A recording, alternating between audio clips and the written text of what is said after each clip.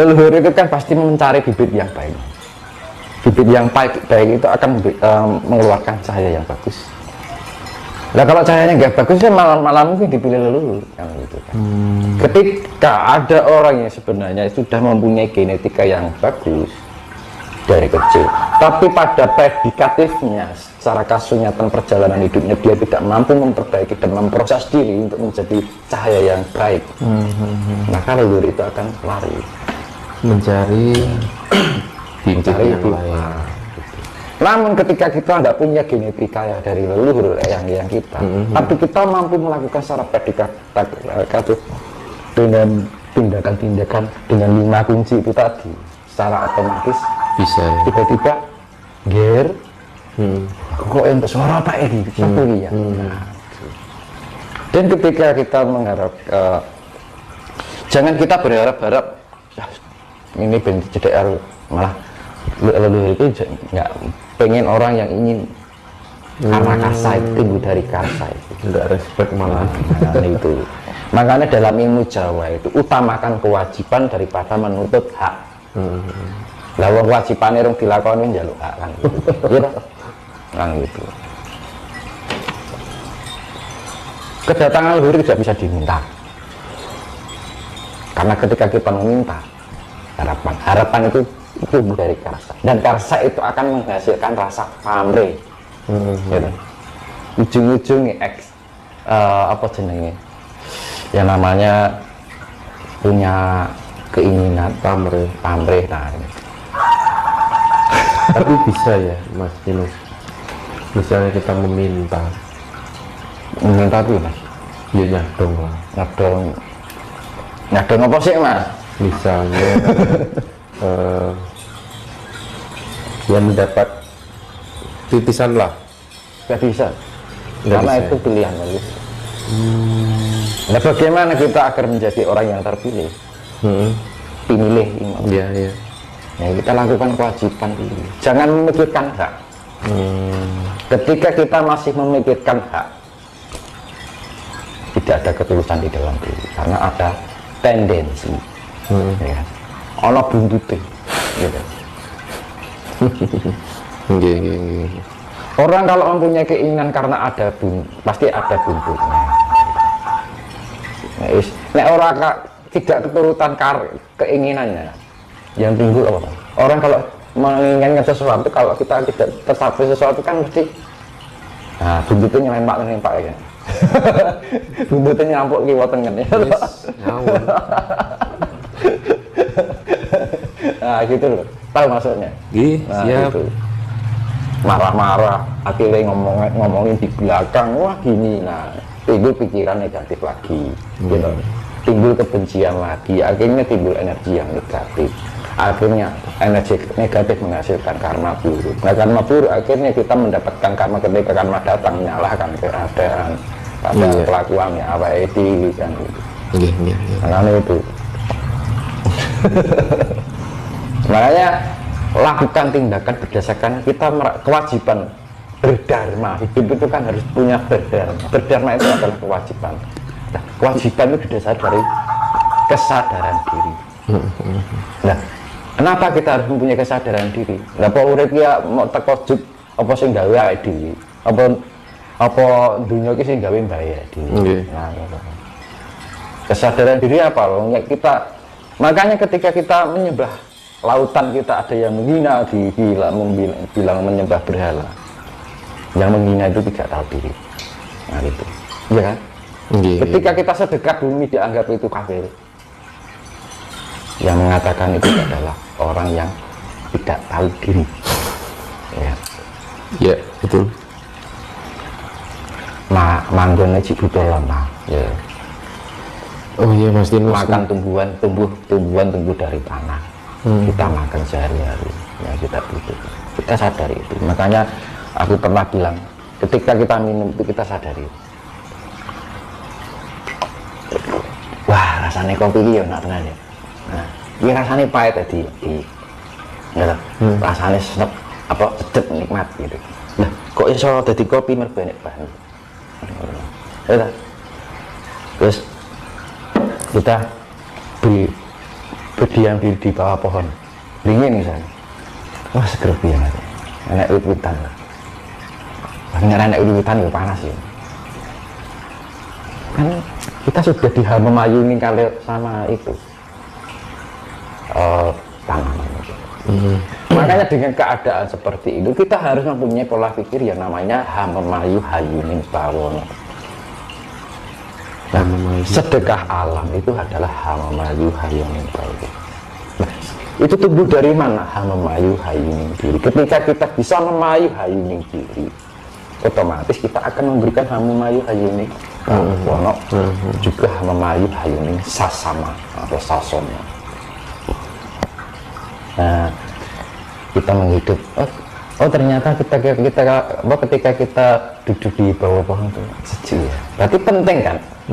Zaman saya ini malah pipitan didoli, dadek duit dilempet kan, lebok ini ATM kan, akhirnya bang bisa seneng gitu.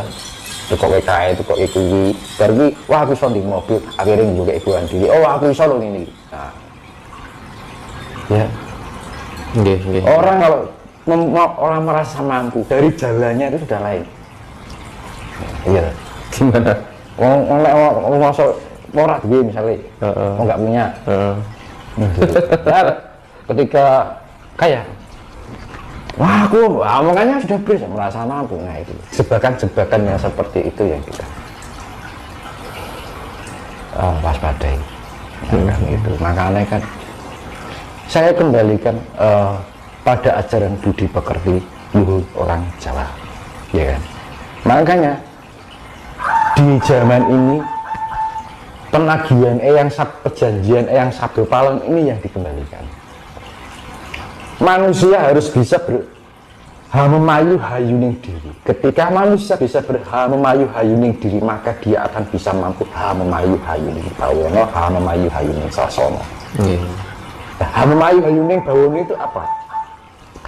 Diartikan hamemayu itu artinya diambil kata dasar adalah ayu. Ayu itu adalah keindahan. Hal itu artinya suatu kata kerja, ya, mengindahkan bawono.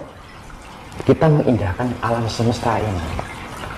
Hamemayu hayuning sasono, kita mengindahkan sesama kita. Dengan cara apa? Tepo sariro, rananing sariro, kayak gitu mas. Iya. Kurang untuk sariro. Hamemayu hayuning diri, kita mempercantik diri kita. Tapi ya sekarang ya dicantikin ragawinya. Ketika kita mampu mempercantik jiwa kita, otomatis raga kita juga akan rawat. Tapi ketika orang mempercantik ragawinya, belum tentu jiwanya bagus karena wadah. Barang nek wadah ya apik durung karuan isine apik. Nggih. Itu zaman sekarang kan ya makanya dibilang orang hanya memandang sebelah mata, itu kan zaman sekarang kan gitu. Di sawam coba nitok kan gitu kan. Makanya menilai keburukan dan ketidakburukan orang lain itu kan zaman sekarang hanya sebatas kulit gitu. Makanya ilmunya ilmu kulit juga. Makanya itu dikembalikan agar manusia semua di Nusantara ini biar memahami ilmu daging kan gitu. Wah ini daging semua kan. Rasanya enak kan.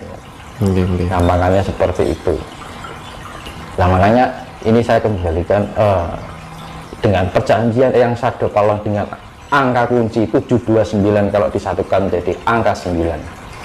Itu adalah awal menuju suatu kejayaan. Karena kejayaan itu sifatnya ada dua, fisik dan non fisik. Ya. Pembersihan secara fisik, pembersihan secara jiwa. Ya.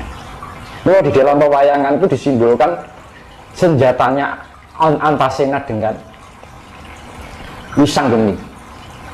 Ya, ketika Wisanggeni dan Antasena sebelum Baratayuda dimulai, disuruh sama sang yang menang dan diberikan satu senjata yang namanya Godo Inten.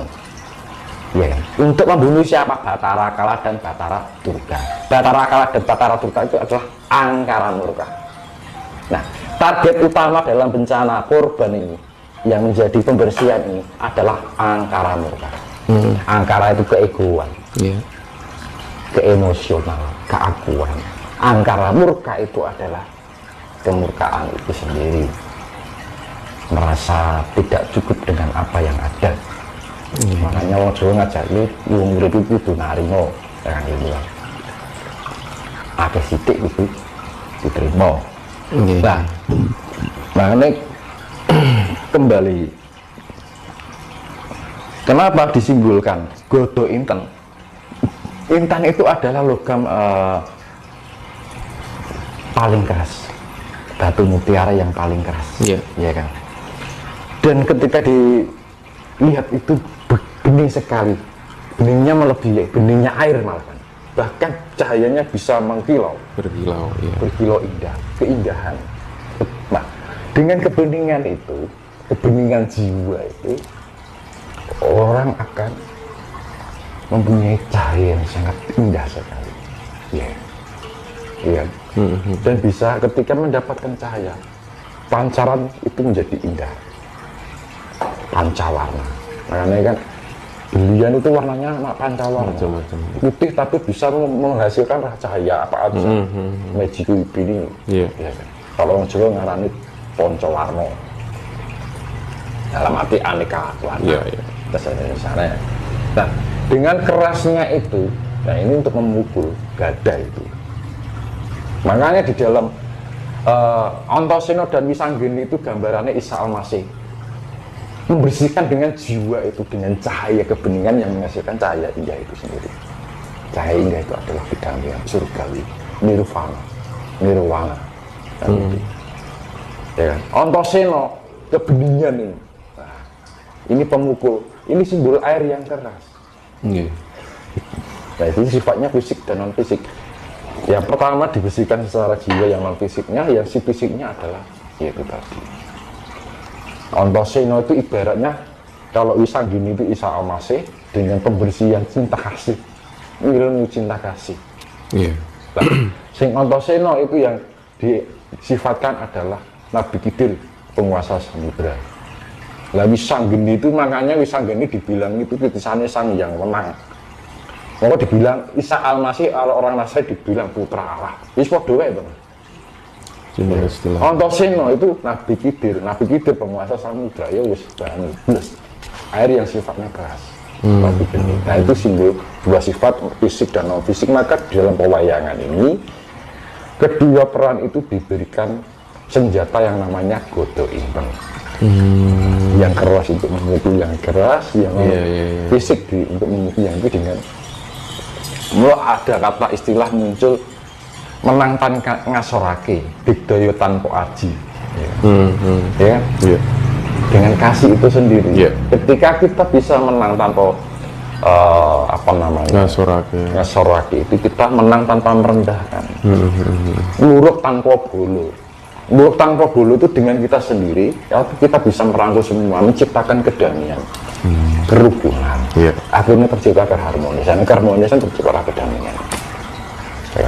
Didoyo tanpa aji, ya kita didoyo tanpa aji, ilmu bejo. Ya, kita sakti, orang bejo itu sakti loh. Ya toh. Paling sakti ya, tapi nggak punya aji-aji. Gitu. Kayak itu orang bejo, nerimo. Nah itu tadi, makanya nguruk tanpa bulu itu ya kasih itu tadi. Energi kasih, cahaya kasih, pancaran kasih itu yang bisa menyelamatkan diri kita. Akhirnya kita mempunyai saudara yang banyak. Akhirnya musuh menjadi teman, saudara. Nah, itu nguruk tanpa. Menangkan ngasorake, kita tidak merasa diri besar diri, ego diri. Ya. Dengan cara itu, dengan sikap kerendahan hati, kita akan disayangi oleh banyak orang. Karena orang itu pasti memiliki salut ya, orangnya seperti itu, orang rendah hati. Gimana ngawang orang tinggi hati kan ingatnya gitu kan? Beda kalau jenengan bertemu dengan orang yang dia mas. Makanya orang Jawa mengajarkan tentang kehidupan yang penuh tata krama, sopan santun, anda pasor. Nyuwun sewu, jadi derek tengking, ya kan? Orang Jawa. Gitu. Nah itu budi pekerti Jawa yang harus perlu kembali dibangun kembali, dibangkitkan kembali. Untuk apa? Hama mayu hayuni pawono itu sendiri. Makanya kenapa di dalam serat Sabdo Palon Loyo Genggong itu pasti ini nusa wis tekan janji kapitung jaman lagi mau terus kapitung 500 warsa bakal bali marang Gomo Budi. Gomo Budi itu dalam arti ageman, kita harus mempunyai busana itu sendiri.